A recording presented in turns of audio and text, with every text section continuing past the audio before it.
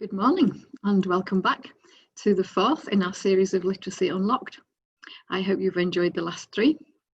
Today we're going to have more activities, so that should be quite exciting. So lots of activity ideas today. If you have a pen and paper for making notes, that's fine. I don't have any questions for you today to write answers to. And if you watched 5 Fat Peas, a video, that's great. And if not, I'll give you a little demo as well later on. So this week's session is called Chatterbox, and it's all about helping to promote language skills in children. So a very quick recap of what we've done previously. So the first week, we looked at a definition of learning, how we saw learning and literacy. We looked at the indicators, can you remember? They were build on previous knowledge, relevance and motivation. And we looked at cognitive skills and visual skills. There were 5 cognitive skills, if you can remember them. They were comprehension, attention and focusing and paying attention, sequencing and prediction, automaticity and memory. And then we looked at listening skills. And then we looked at these indicators for good literacy, which is, these are the things that we're going through.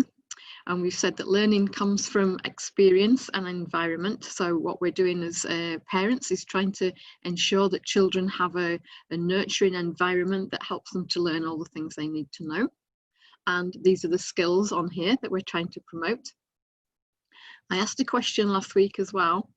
How do teachers teach children to read? And how do children learn to read? And are these two the same? This was just a question for yourselves to think about. And also another question for you to think about is, what is reading? So I read the other day about a reading dog. And can dogs read? Well, they can recognise the words. And so the lady was holding up a card, for example, said sit. So the dog recognised that word and would sit. So we know that the dog can recognise the word. Is that reading? I'm asking you to think about that. It's not really reading. My friend had a 2-year-old. We went there, some teachers went there for lunch to her house, and a 2-year-old was there, and he sat with this book and put his fingers under all the words and read through the whole book, every word correctly. Was he reading? No, he just memorized every word of the book, but he knew the process. He knew which way the book had to go and how to read. So it was certainly a fantastic reading skill, and I have no doubt at all that child became a really good reader.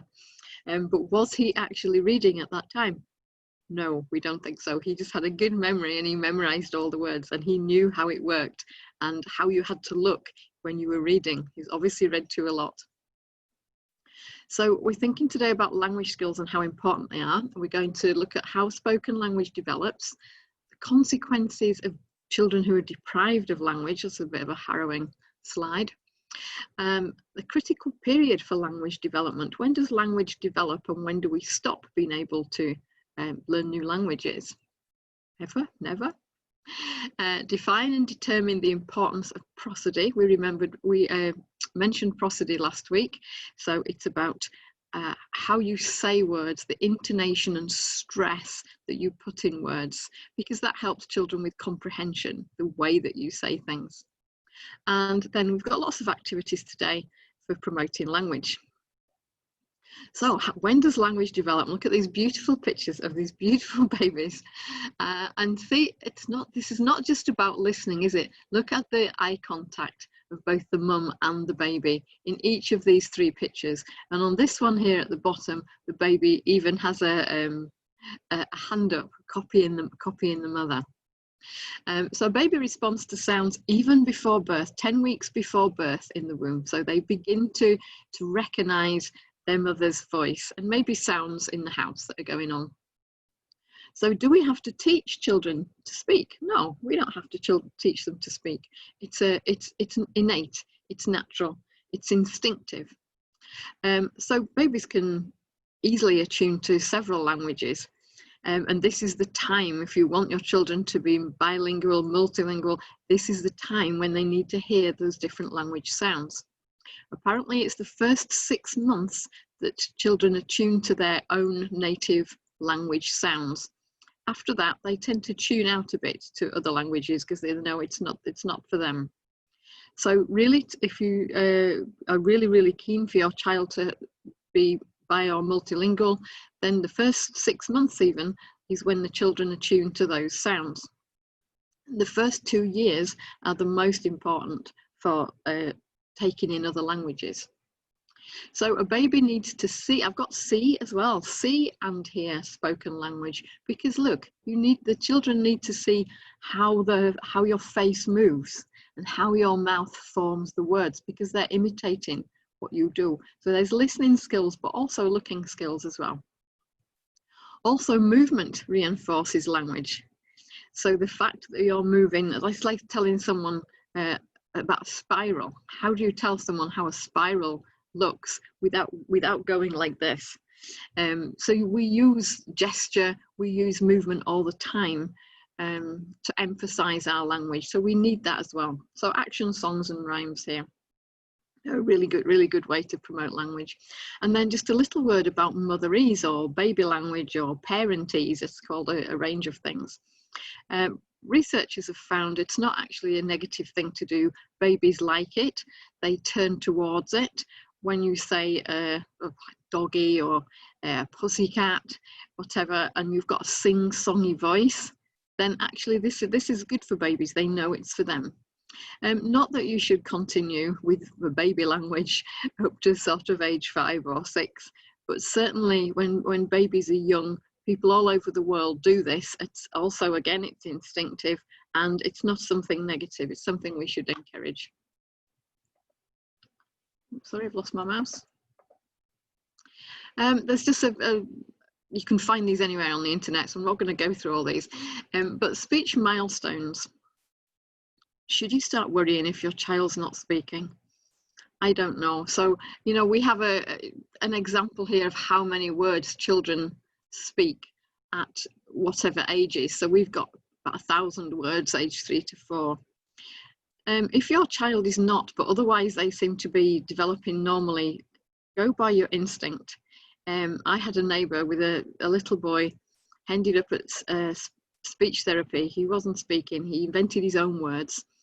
And the mother was really worried and, you know, what we're going to do. And in the end, now he's actually, he's on the radio. He's actually a fantastic speaker. I wondered, oh, what was all the worry worth it? I think not. It depends though, you know, it's intuitive really. And we do tend to worry. So 6 months, babies are tuned to their own language sounds. They start to learn the language in the first 2 years. Then there's like a window of opportunity for language and for other skills too. And this starts to decline up to the age of 7. This is why these 7 years are the most vital for children. They do all this development and learning in the first 7 years. So this critical window for natural assimilation of language closes. It doesn't mean you can't learn another language. I started learning French when I was 11 at school, and German when I was 13. But I'll never speak like a native speaker because I didn't hear those sounds early enough. It doesn't mean we can't learn, but it's far more difficult. I have to be taught then. I don't just gradually learn the language. Also, there's this gentleman here, Thomas Bach. He's found that learning a second language improves your brain. You can see why, you're using more brain power, and protects against dementia. So it's never too late. Start learning another language. To wit, we have a little song. It's just a little song in French, and we've got actions with it, so you can work out very easily what it means. Okay, it's to the tune of Twinkle Twinkle. Here we go. Tournez, tournez le moulin, claque, claque dans les mains. Nagez, nagez les poissons, volez, volez papillons. Did you guess? Okay. Turn, turn, the windmill, le moulin, like le moulin rouge, it's a windmill, red windmills. Tournez, tournez le moulin, claque, clac, clap, clap. Dans les mains with the hands. Nager, nager, swim, swim. Les poissons, fish. Voler, voler, volare, fly. Fly, fly, butterfly. Very nice, easy little song. Tournez, tournez, le moulin. Claque, claque, dans les mains. Nager, nager, les poissons. Voler, voler, papillon. I'm sure you could easily learn that and remember it. Okay. So this is a little bit of a sad slide, this one. What happens to children who were not exposed to language? Because the idea of this is to explain how important it is that children do have language. So the first little story is about Frederick II. He was the king of Sicily, Germany, and Jerusalem in the 13th century. And he wanted to find out all sorts of things, and he did horrendous experiments so that he could find things out, like starved people, all sorts of horrible things. And so he decided he wanted to find out what was the original language. What if you didn't speak any languages to children? What would they naturally speak? Well, of course, they didn't speak anything at all. So he put babies in separate places, and he allowed nannies to go and see the babies and obviously feed and change them, keep them alive. But they couldn't speak at all to them. So of course, they never learned to speak, and ultimately all of them died. Very sad story. So if you don't hear language, then you can't speak it. So a child who's born deaf, for example, completely deaf, and will babble to its mother or carer, but if it can't hear a response, if there's no response to this babbling, then the babbling will stop. So people who are completely deaf, of course, they still have thoughts and ideas going through their head, but the speech is not open to them as a way of communicating. So they have sign language. Just a different way around. And then we have these two ladies here. This girl here was found at the she was taken away. She was stolen, taken as a slave at age 9, put on a boat to France. It's assumed she came from a French-speaking colony. Actually, nobody knows. She was age 9, she was on a boat, the boat was shipwrecked, her and another girl escaped. They went and lived in a forest where the boat was shipwrecked, and no contact with anybody else. Ultimately, the two girls fell out, went their separate ways. And so this girl lived without any language for 10 years. So when she was discovered, they don't know it's exactly 10 years. How do you know how long she's been there? And she looked quite young when they found her. Anyway, she was taken in and looked after, and her language came back gradually, and she became a member of French society. So she learned, she spoke French again and learned to read and write, and all was well. It was a happy end to that story. But she probably was well able to speak up to the age of 9. This lady here is alive today. This was in the 1950s. Again, she was kidnapped, age possibly 4 or 5, hard to remember.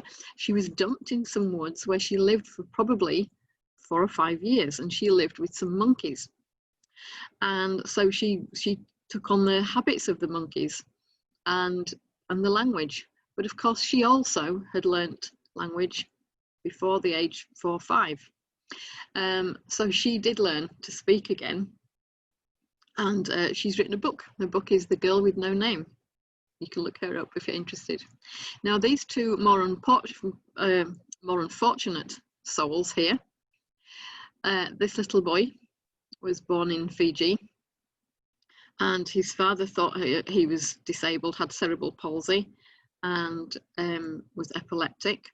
Didn't want him in the house, put him outside in a chicken coop.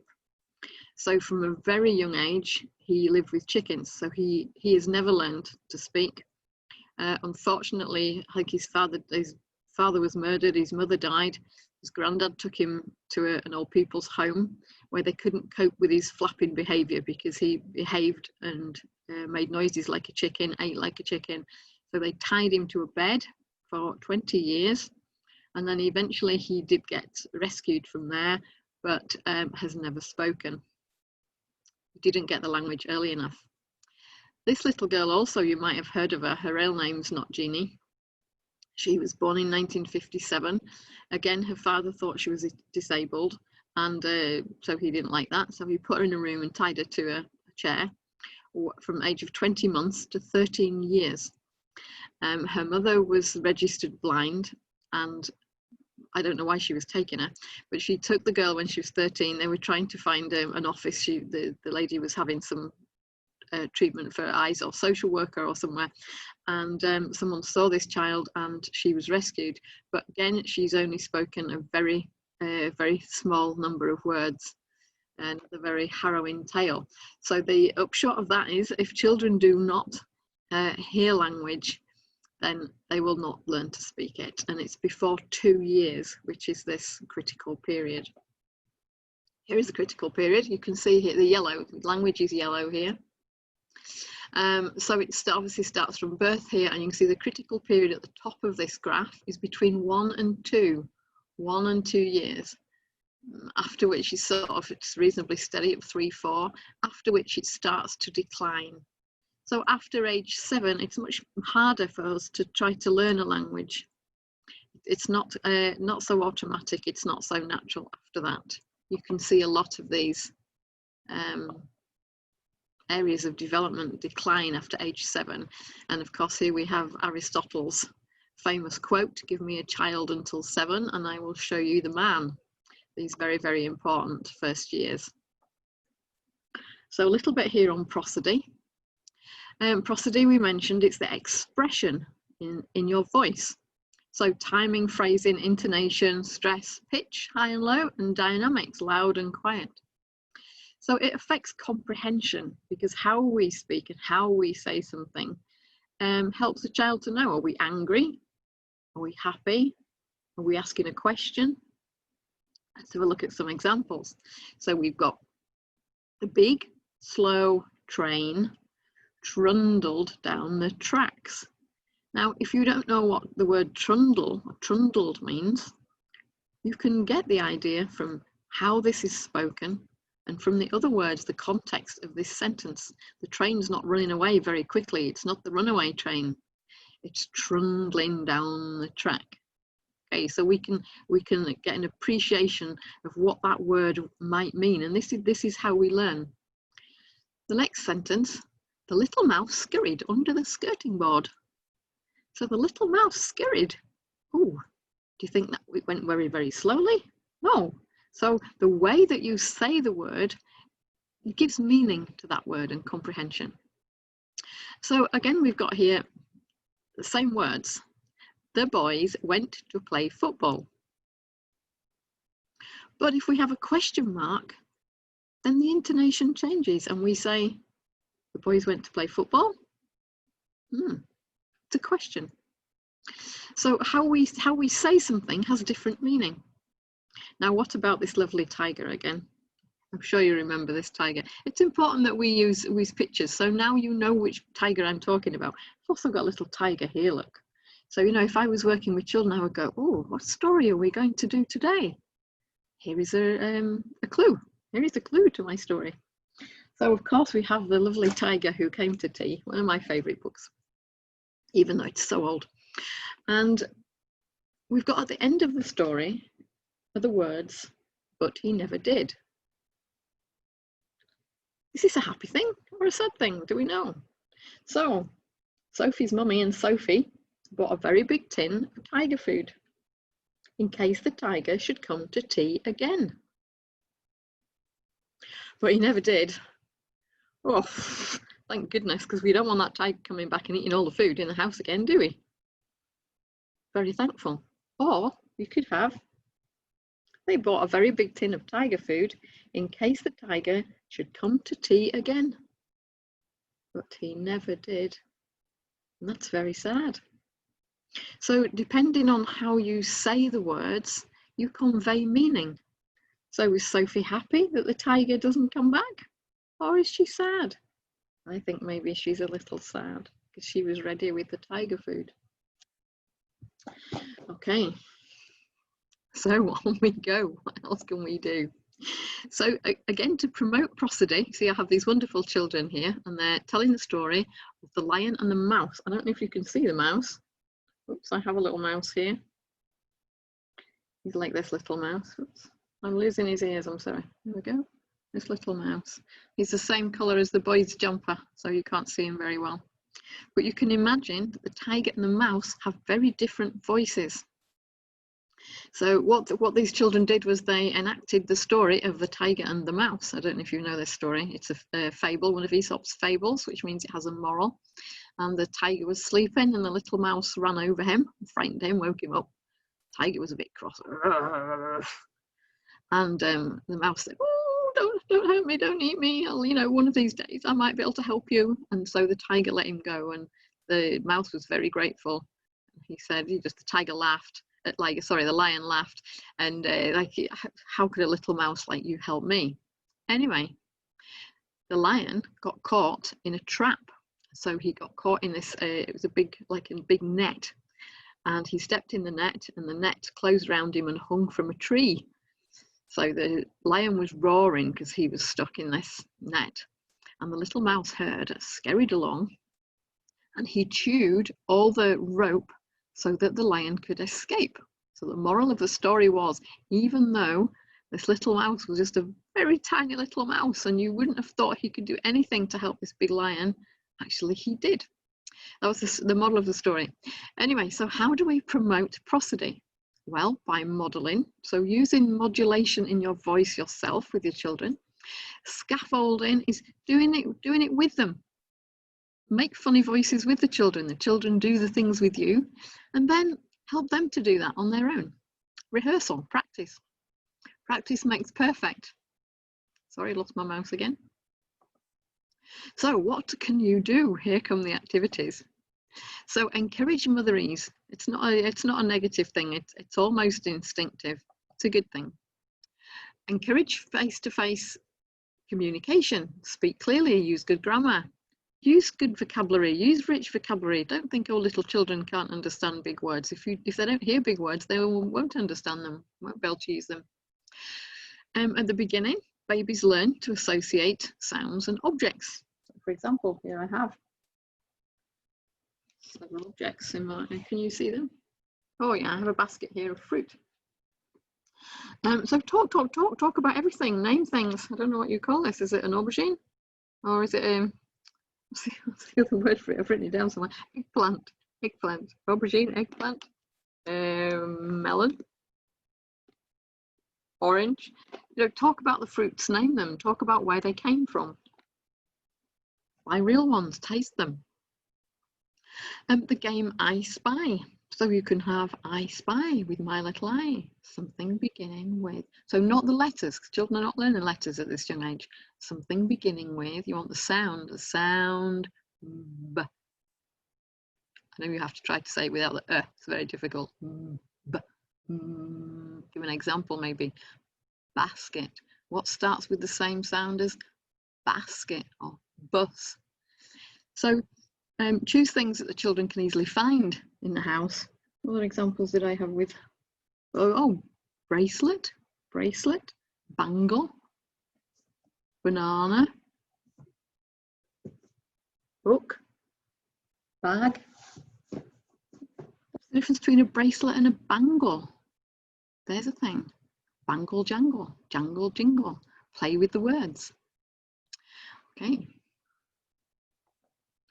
Recite rhymes and chants. So I'm going to take the screen off and put myself full screen so that you can maybe join in with these. Okay. So we've got, I'll just make sure I've got a list, because once I take this screen away, I might not be able to find it. I don't know if you know Going on a Bear Hunt. If you don't, please look for it. It's by Michael Rosen, and he's got a video on YouTube of him acting it. There are lots and lots of props and things you can make to go with it. See if I can just take the screen off now, stop share. Oh, here we go. Hello. So going on a bear hunt, you need to tap along. So you're using both sides of your brain because you're using movement. and obviously voice, and you're thinking about what comes next.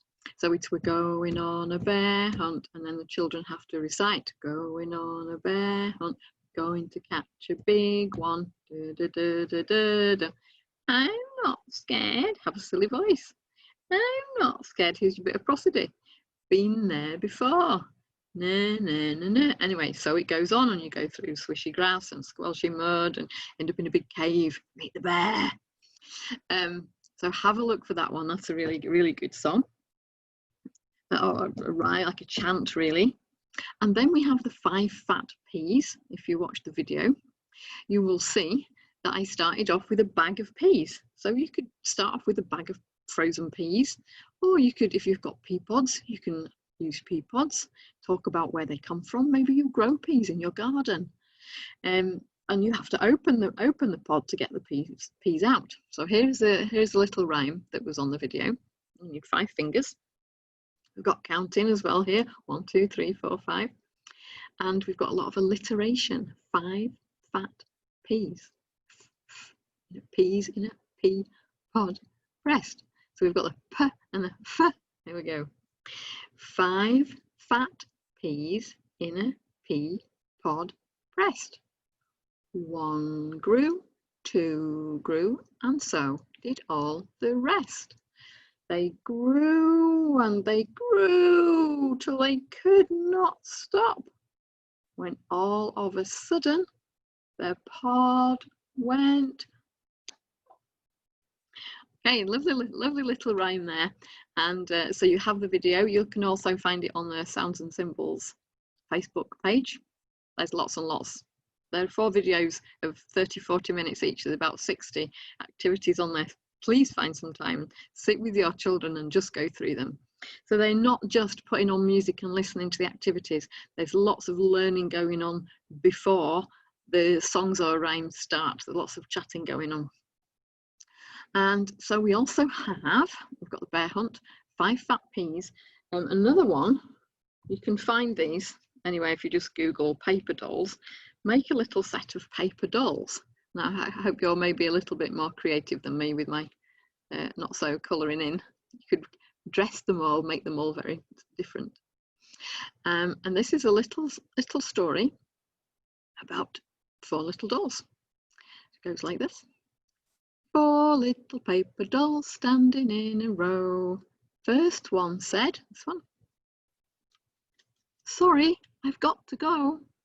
Oh, how many left? 1, 2, 3. 3 little paper dolls standing in a row. One said, sorry, I've got to go. How many left? 2 little paper dolls standing in a row. One said, sorry, got to go. 1 little paper doll said, where are all my friends? They all came back, and that is the end. Nice little activity to do with children. And of course, the child needs to say, sorry, got to go. So you can take turns. Another thing, this is my favourite now. I want you to maybe try to close your eyes, and I'm going to recite for you The Owl and the Pussycat. And I want you to think about, what do you see? What colour is the cat? What does the boat look like? What type of boat is it? And is this dependent on things that you've seen before, pictures you've seen before? I mean, I imagine the boat and the animals in the boat because of what I saw when I was little. I used to sit and read this with my grandma. She'd read it to me. And there were pictures in the picture book. Very important to have these pictures because then they make images in your mind. So think about what you can see and I'll recite it to you. Okay, are you ready? Here we go. Maybe close your eyes and think. Okay, think what pictures come in your head. The owl and the pussycat went to sea in a beautiful pea green boat. They took some honey and plenty of money wrapped up in a £5 note. The owl looked up at the sky above and sang to a small guitar. Oh, beautiful pussy, oh, pussy, my love, what a beautiful pussy you are, what a beautiful pussy you are. Said the cat to the owl, you elegant fowl, how wonderfully sweet you sing. Oh, let us be married, too long we have tarried, but what shall we do for a ring? They sailed away for a year and a day to the land where the bog trees grow. And there in a wood, a piggywig stood with a ring on the end of his nose, with a ring on the end of his nose. Said the owl, are you willing to sell for 1 shilling your ring? Said the piggy, I will. So they took it away and were married next day by the turkey who lived on the hill.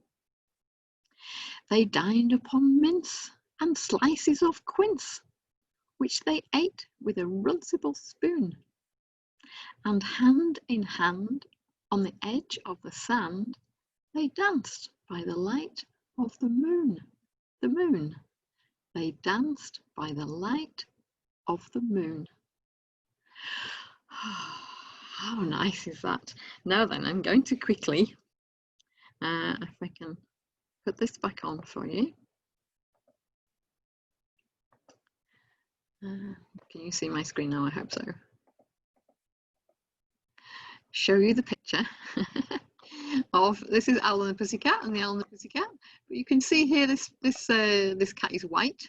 This cat is a ginger tabby.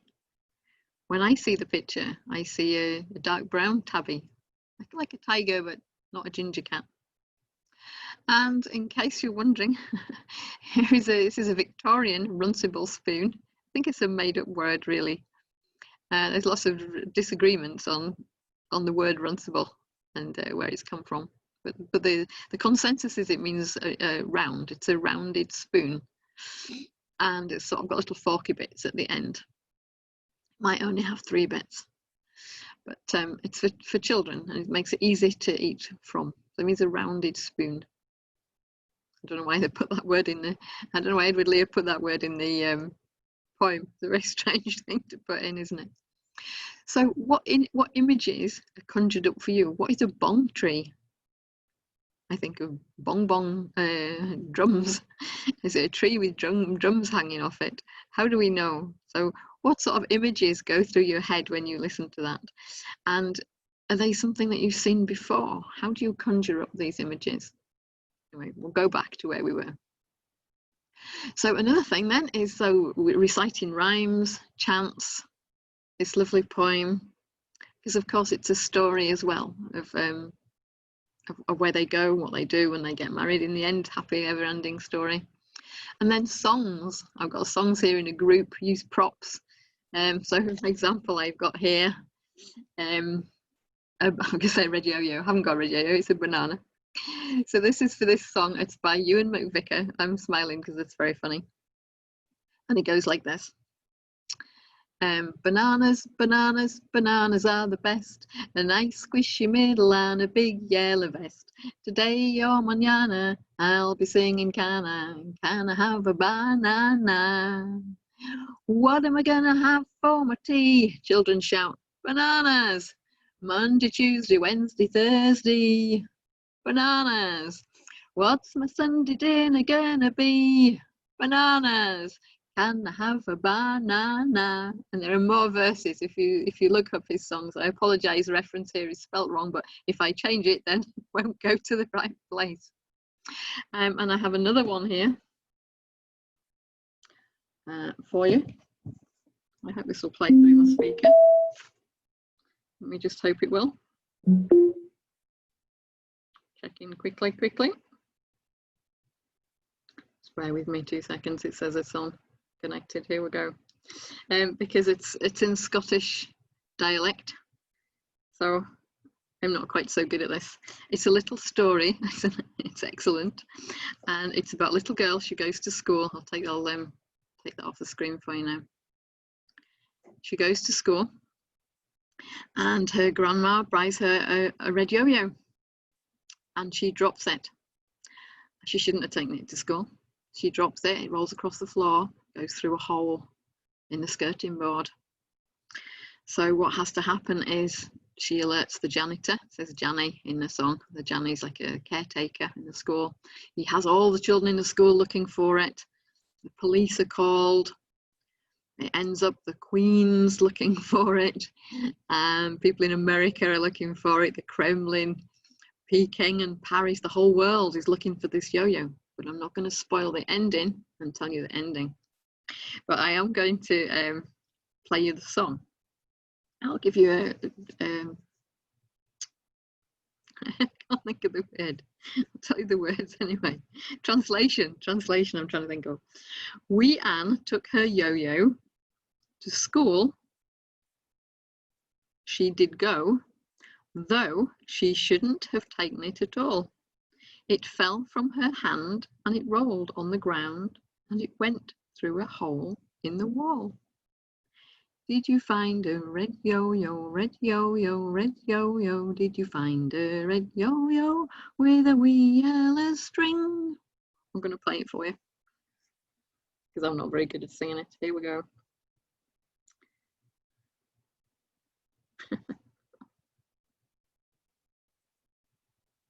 Oh, can you believe it's disappeared off my screen? It was there a second ago.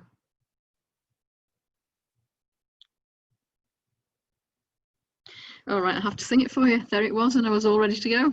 So it goes. Wee Anne took her yo-yo to school. She did go, though she shouldn't have taken it at all. It fell from her hand and rolled on the ground, and it went through a hole in the wall. You can join in. Did you find a red yo-yo, red yo-yo, red yo-yo? Did you find a red yo-yo with a wee yellow string? And it goes on, and there's a whole lot of verses, and you find out what happened to the red yo-yo. Okay. So we'll go back to here.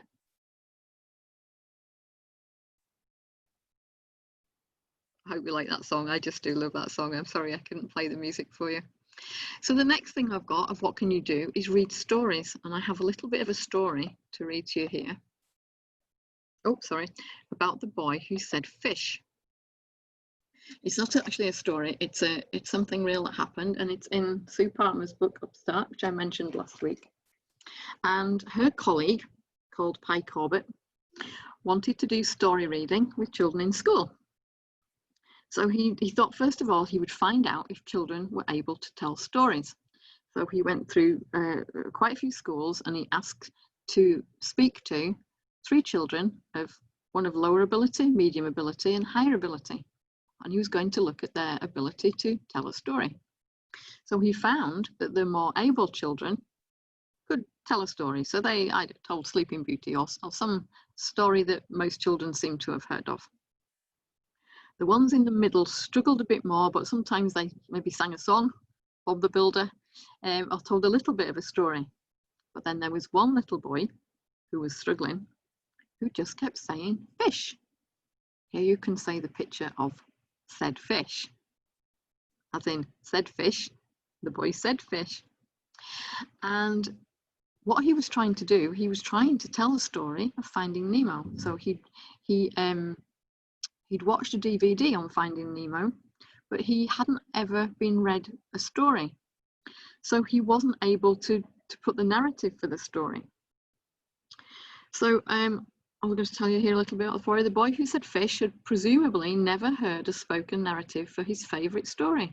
So it should have gone something like, once upon a time, there was a little fish called Nemo, who had a wonky fin. One morning, his daddy took him to school to meet the other fish, etc., etc. But of course, if you watch a video, that's not how it is. So he decided after, this is the man going around asking the children about stories, and he thought about it and he said, you know, I said that able children were able to tell a story, but actually it's that children become able to tell stories when someone reads stories to them. So think about that very carefully. Get reading stories to your children. let them join in, read a little bit with you, okay, let them see you. So we've got children need to be able to tell stories so that they can write themselves when they're a bit older. They need to have the narrative in their head, and as with everything else, you need exposure and you need practice. So we've done 40 minutes today. We've done quite well. We've considered how spoken language develops. We've identified consequences of language deprivation, what happens if children are not exposed to language while they don't learn to speak. The critical period for language development is in the first 2 years, and then it declines up to 7. After that, we have to start concentrating a lot more on trying to learn a language. We looked again at prosody and what you can do to help children with prosodic awareness, because that is an indicator of good literacy. And then we looked at quite a lot of activities. Do you remember the first one we did? We did turn-a, we sang about a banana, we sang about a red yo-yo, we've been on a bear hunt, we've done paper dolls, we mentioned the mouse and the lion, and we've done Edward Lear's wonderful Owl and the Pussycat. So lots of ideas there for you to go and try if you haven't already done those ones. So the message today really is make sure that you read stories with your children and that they see you reading. And then that becomes part of what they do and contributes to their good literacy later on. So if you've enjoyed so far, I hope you will enjoy next week. It's getting more exciting as we're getting a little deeper into the skills that children need to become literate. And one of the most important indicators of literacy, the strongest indicators, the children who are good at these next 3 things, this is the strongest indicator of good literacy. It's phonological awareness. If you were with us the first week, you will remember phono, logo, from Greek, phono meaning sound, logo meaning spoken word. So can children play with sounds in words at 3 different levels: syllables, rhymes, and phonemes? Next week, we're going to focus most on syllables, and then the week after on rhymes, and the week after that on phonemes. Okay, so thank you very much. I hope you're enjoying this, and I look forward to tuning in and speaking to you again next week. Thank you very much. Enjoy your week.